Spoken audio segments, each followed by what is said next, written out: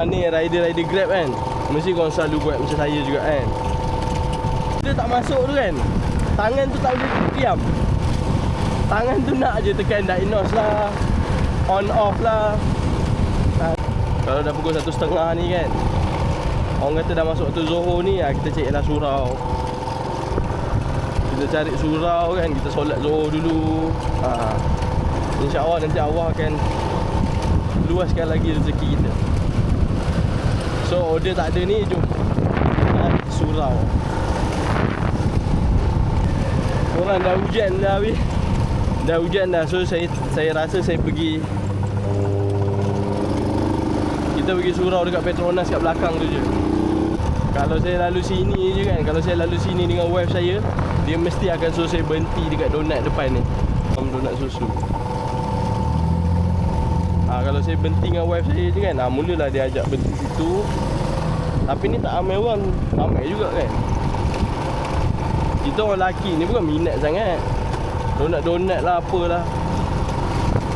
Tapi kadang bila bini tu minta tak sampai hati, donat je kan. Tapi yang sakit hati ni nak beratur je tu. Kita naik kata ni.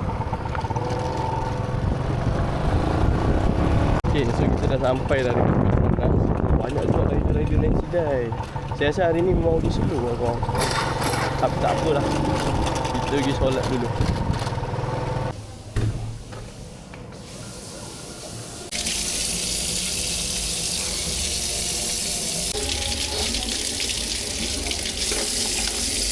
So kita dah settle dah semayang tadi. Alhamdulillah kan saya kata, lepas semayang je order masuk. Korang tengok order masuk sampai double. Satu kedai 2 order.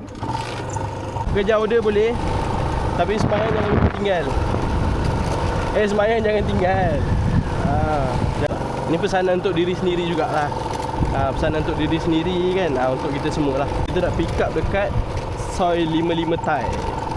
Ramai juga orang hari ni. Saya rasa hari ni memang ramai orang cuti. That's why ramai orang.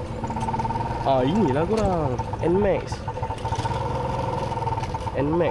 kan, saya tengok macam style lah. Adakah patut kita beli NMAX second hand pun jadilah kan, untuk kita nak buat cedok. Tak apalah, kita pergi pick up order dulu.